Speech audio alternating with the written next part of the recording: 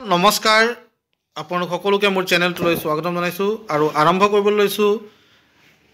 আপোনালোকৰ প্ৰয়োজনীয় কেইটামান প্ৰশ্ন উত্তৰৰ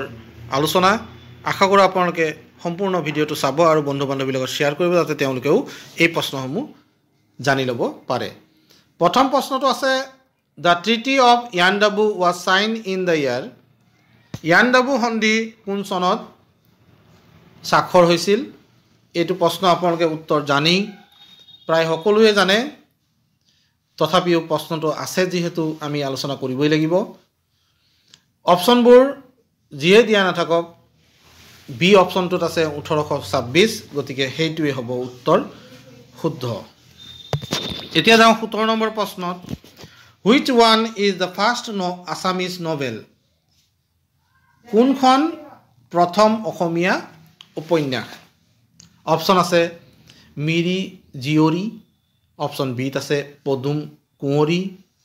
অপচন চিত আছে ভানুমতী আৰু ডিত আছে সুধৰ্মাৰ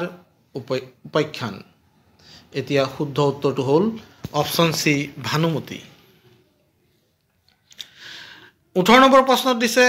দ্য ষ্টেট এন্থম অ মোৰ আপোনাৰ দেশ was published in the magazine named option A বাহি জোনাকি সুৰভি জোনবিৰি আমাৰ ৰাজ্যিক সংগীত ও মোৰ আপোনাৰ দেশ পোন প্ৰথমবাৰৰ বাবে কোনখন আলোচনীত প্ৰকাশ পাইছিল শুদ্ধ উত্তৰটো হ'ব অপশন এ বাহি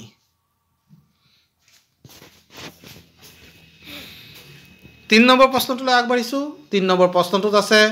The first Assamese magazine Arunodoy was published in the year. প্ৰথম অসমীয়া আলোচনী অৰুণোদয়খন কোন চনত প্ৰকাশ পাইছিল শুদ্ধ উত্তৰটোৰ বাবে অপচন দিয়া আছে 1836 1846 1872 1882 শুদ্ধ উত্তৰটো কি হ'ব অপচন এ অপশন বি হয় অপশন এ বুলি মই ভাবিছিলো অপশন বি 1846 টো ইয়াৰ শুদ্ধ উত্তৰ হ'ব Question number 20 The first Assamese to compile a dictionary named Hemkok প্ৰথম অসমীয়া অভিধান হেমকোষ কোনে লিখিছিল হেমকোষখনৰ লেখক কোন আছিল option A Dimbeswar Neog option B Chandradhar Barua option C Hemchandra Goswami আৰু অপশন ডি হেমচন্দ্ৰ বৰুৱা হেমচন্দ্ৰ গোস্বামী আৰু হেমচন্দ্ৰ বৰুৱাই সদায় কনফিউজ কৰে গতিকে ইয়াৰ শুদ্ধ উত্তৰটো হ'ব অপশন ডি হেমচন্দ্ৰ বৰুৱা এনে ধৰণৰ প্ৰশ্ন নিশ্চয় আহিব পাৰে কাৰণ এই দুটা নাম সদায় কনফিউজ কৰে আমাক হেমকোষখনৰ লেখক কোন আছিল হেমচন্দ্ৰ বৰুৱা নেক্সট প্ৰশ্নলৈ যাওঁ প্ৰশ্ন নম্বৰ 21 আমাৰ আজিৰ প্ৰশ্নৰ 5 নম্বৰ প্ৰশ্ন আজিৰ ভিডিঅ'টোৰ 5 নম্বৰ প্ৰশ্ন who is the first Assamese to receive Jnanpith award Jnanpith বঁটা বা জ্ঞানপীঠ পুৰস্কাৰ প্ৰাপ্ত প্ৰথম অসমীয়াজন কোন আছিল option A Indira Goswami option B Birendra Kumar Bhattacharya option C Bhupen Hazarika option D Hemchandra Barua শুদ্ধ উত্তৰটো আমি চাওঁ শুদ্ধ উত্তৰটো হ'ল বীৰেন্দ্ৰ কুমাৰ ভট্টাচাৰ্য অপশন বি টো হ'ব শুদ্ধ উত্তৰ ইয়াত আছে total number of districts in Assam অসমৰ মুঠ জিলাৰ সংখ্যা ইয়াত অপশন দি থোৱা আছে 25 26 27 আৰু 35 এই চাৰিওটা অপশনেই আমাৰ ইয়াৰ শুদ্ধ নহয় বৰ্তমান অসমৰ জিলাৰ সংখ্যা হ'ল 31 গতিকে 31 টো হ'ব শুদ্ধ উত্তৰ আপোনালোকে মনত ৰাখিব অসমৰ জিলাৰ সংখ্যা আহিব পাৰে এতিয়া ভাৰতৰ মুঠ ৰাজ্যৰ সংখ্যাও আহিব পাৰে ভাৰতত কিমানখন ৰাজ্য আছে ভাৰতত মুঠ ৰাজ্যৰ সংখ্যা হ'ল 28 আৰু কেন্দ্ৰীয় শাসিত অঞ্চলৰ সংখ্যা হ'ল 8 এইটো কথা আপোনালোকে মনত ৰাখিব এই দুটা প্ৰশ্ন অসমৰ জিলাৰ সংখ্যা ভাৰতৰ ৰাজ্যৰ সংখ্যা আৰু ভাৰতৰ কেন্দ্ৰীয় শাসিত অঞ্চলৰ সংখ্যা মনত ৰাখিব কাৰণ যিকোনো পৰীক্ষাত এইটো আহিব পাৰে next Huensang visited Assam during the reign of কাৰ দিনত চীনা পৰিব্ৰাজক হিউৱেন চাং অসমলৈ আহিছিল অসমৰ কথা যেতিয়া ক'ব তেতিয়া ইয়াৰ উত্তৰটো হ'ব ভাস্কৰ বৰ্মন আৰু ভাৰতীয় প্ৰেক্ষাপটত যদি ইয়াৰ প্ৰশ্নৰ উত্তৰটো থাকে তেতিয়া হৰ্ষবৰ্ধন উত্তৰ হ'ব গতিকে অসমত তেতিয়া ৰজা আছিল ভাস্কৰ বৰ্মন যেতিয়া হিউৱেন চাং অসমলৈ আহিছিল তেতিয়া অসমৰ ৰজা আছিল ভাস্কৰ বৰ্মন সি অপশ্যনটো হ'ব ইয়াৰ শুদ্ধ উত্তৰ আৰু ভাৰতীয় প্ৰেক্ষাপটত যদি প্ৰশ্নটো আহে তেতিয়াহ'লে উত্তৰটো হ'ব হৰ্ষবৰ্ধন মনত ৰাখিব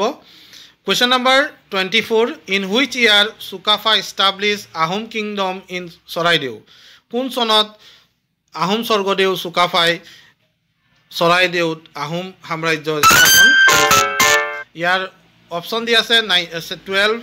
1253 1272 1296 আৰু 1309 আৰু শুদ্ধ উত্তৰটো হ'ব 1253 চনত 1215 চনত The war of Saraighat was fought between Ahom and Mughal in the year Ahom আৰু মোগলসকলৰ মাজত শৰাইঘাটৰ যুদ্ধখন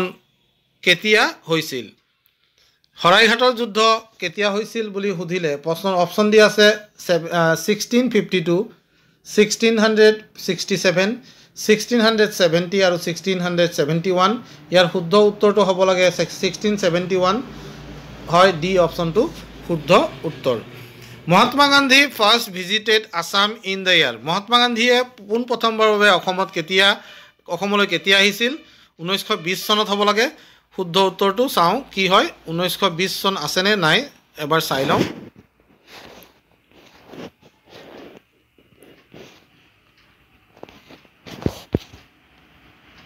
অপশ্যনবিলাক দি আছে 1918 1919 1920 আৰু 1921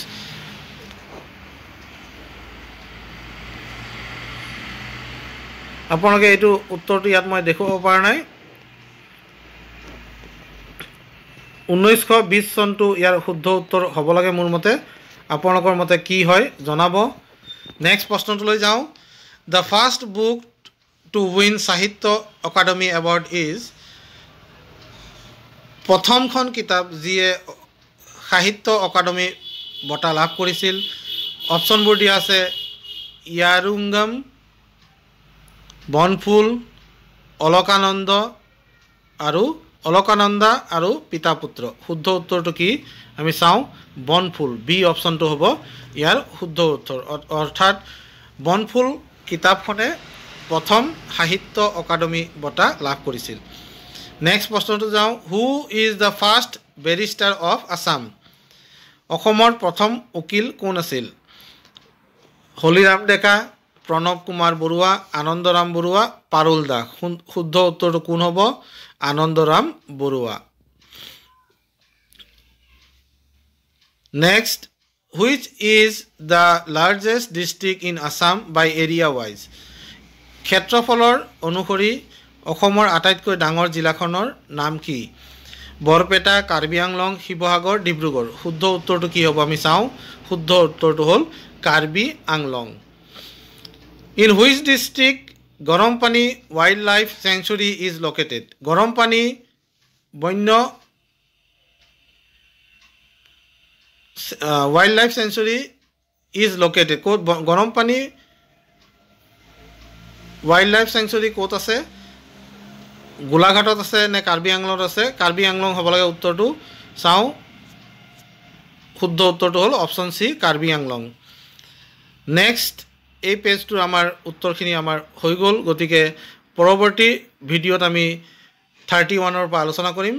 ভিডিঅ'টো চোৱাৰ বাবে সকলোকে ধন্যবাদ জনাই আজি ভিডিঅ'টো ইয়াতে সামৰিছোঁ